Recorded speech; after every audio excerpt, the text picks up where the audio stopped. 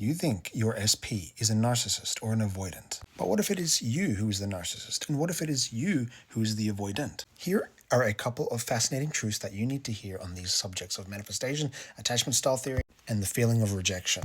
Hi, my name is Untitled. I'm a dating and relationship instructor, here to help you manifest and attract your desired relationship by offering you practical guidance and instruction. And I just thought I'd make this little quick video because it's come to my attention that rejection is actually funny as hell. That might sound harsh, but when you watch TV and when you watch other people and you listen to their stories in their relationships, especially when they're trying to achieve a goal, it's kind of funny when they get rejected. At least this is how I'm coming to see it now. Sure, I can relate to people who feel rejection because I know how that feels, but we got to start seeing rejection completely differently.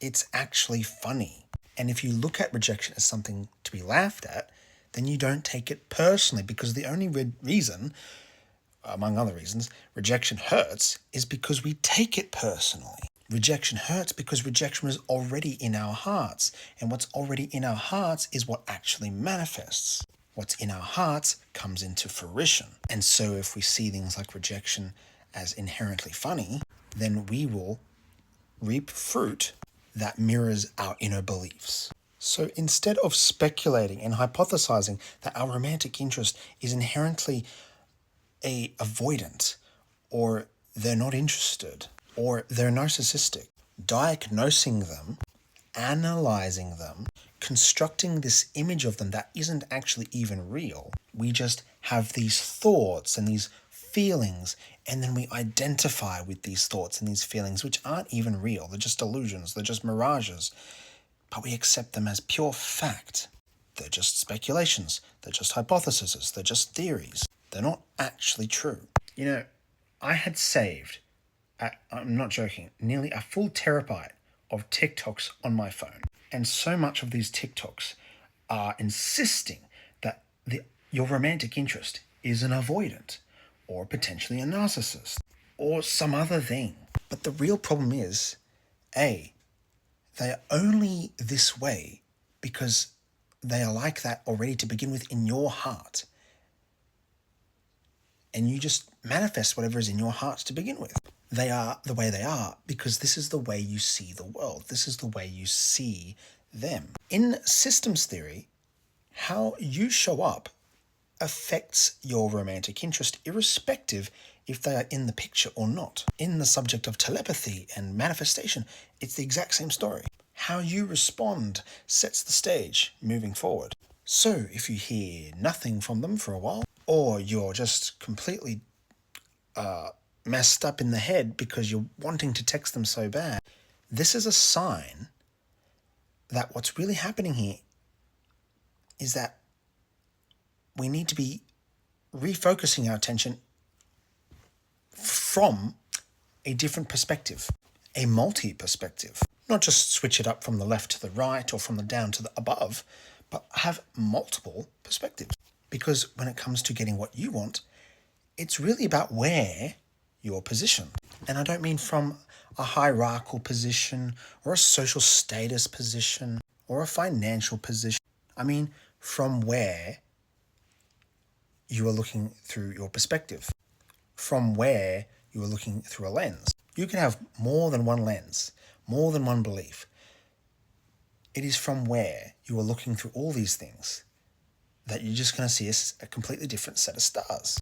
There's this TikTok channel that I have recently come across again after about a year of not really watching this guy, a fitness dude. And he just said this blanket advice that you've got to post on TikTok every single day. And you know what? I followed that advice and I never really got anywhere with it. People in the comments were saying the same thing, like they've been doing that too. They've been posting on TikTok for a year.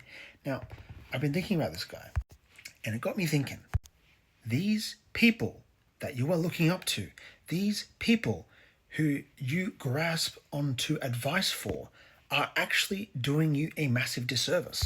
Even the really smart people who I used to look up to, they treated me like shit when I got to try and know them on a one-to-one level. But that's not the point. The point is, we're holding on to dear life onto these people's word. Instead of us turning off the phone, trusting our own thought, utilizing our own imagination, reading appropriate books such as Prayer, the Art of Believing, reading that book at least 10 to 20 times, and coming to understand that instead of fixating our attention on the manifestation in question, the thing that we desire, the thing that we want, instead of worshipping that, the physical fact, the title, the event, the outcome, the result, we just, instead of thinking, can we have this thing, we can instead say it to ourselves and realize that we need to imagine this thing instead in a practical manner. Can we even imagine the thing that we desire in the first place?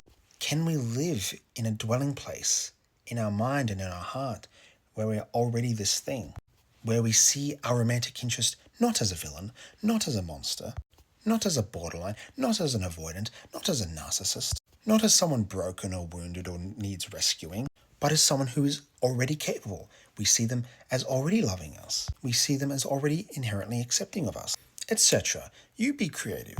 You decide. Don't outright force this shit and say it out loud. You jinx the shit. Just keep it to yourself. Stay quiet. But just remember, it is the light that we are casting that we need to be paying attention to, not the object in which our light has been cast on. We need to be focusing on the color of our light. Are we casting good light or are we casting dark light? Because it is because of the light that the manifestation shall appear, irrespective of the color of the light. When you change the way you look at things, the things you start to look at change.